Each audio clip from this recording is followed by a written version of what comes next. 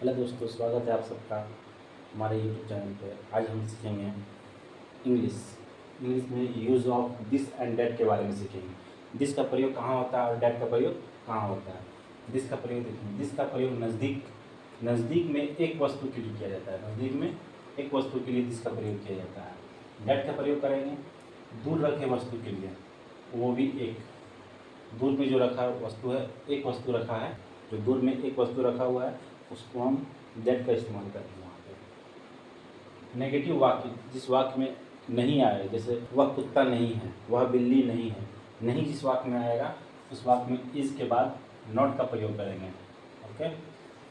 प्रश्नवाचक वाक्य में, जैसे प्रश्नवाचक वाक्य मतलब क्या यह गाय है, क्या यह बैल है, जब आए क्या का प्रयोग होगा, उस वाक्य में इज का प्रयोग वाक्य शुरू में लगाते हैं।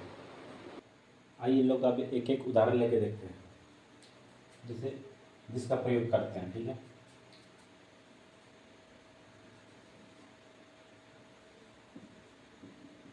एग्जाम्पल में लेते हैं।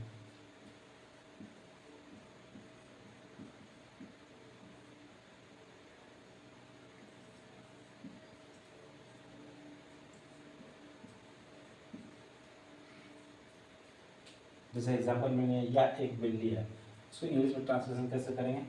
दिस, क्योंकि ये नज़दीक में है, दिस के बाद अब इज लगाते हैं, दिस इज ए कैट। अब डैट का प्रयोग करेंगे।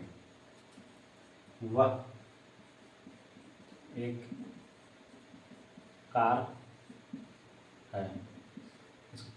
डैट, वह लिखेंगे that is a car,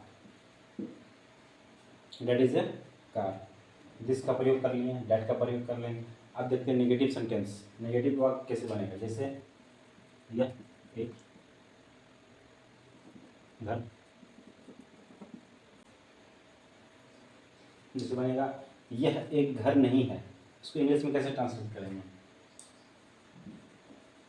this is में लिखा हुआ इज के बाद नॉट का प्रयोग करेंगे। This is not a house. इसी तरह से देखेंगे प्रश्नवाचक वाक्य, यानी जिस वाक्य में क्या का प्रयोग हो।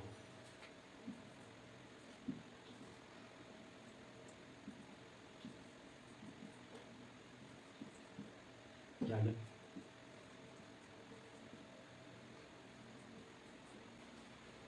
जैसे ये देखते हैं, ये प्रश्नवाचक वाक्य हो गया। क्या यह कलम है, इसको कैसे बनाते हैं? सबसे पहले इसमें लिखा हुआ इज वाक्य शुरू में लगाते हैं, इज वाक्य शुरू में लगाएंगे इज। उसके बाद क्या है? दिस में लगाएंगे this. Is this a pen.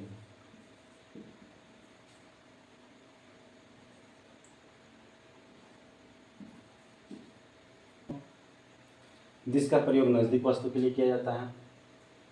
That का प्रयोग दूर रखे एक वस्तु के लिए किया जाता है। नेगेटिव सेंटेंस में इज के बाद नॉट लगाते हैं। प्रश्नवाचक वाक्य में इज वाक्य शुरू में लगाते हैं। जैसे यह एक बिल्ली है, दिस इज ए कैट। ये नज़दीक में रखा हुआ है, यह एक बिल्ली है, इसीलिए दिस का प्रयोग किए। वह एक कार है, ये दूर में रखा हुआ है, इसीलिए डैट का प्रयोग किए हैं, that is a car. Negative sentence देखते हैं। यह एक घर नहीं है, नहीं आया।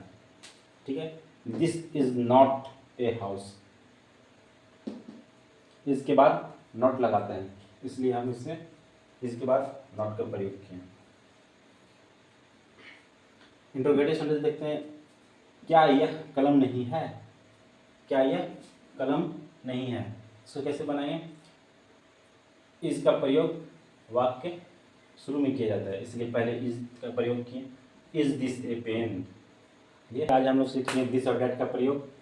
अगले क्लास में सीखेंगे use of this and those. This का प्रयोग कहाँ करना है, दोज का प्रयोग कहाँ पे करना है। ठीक है।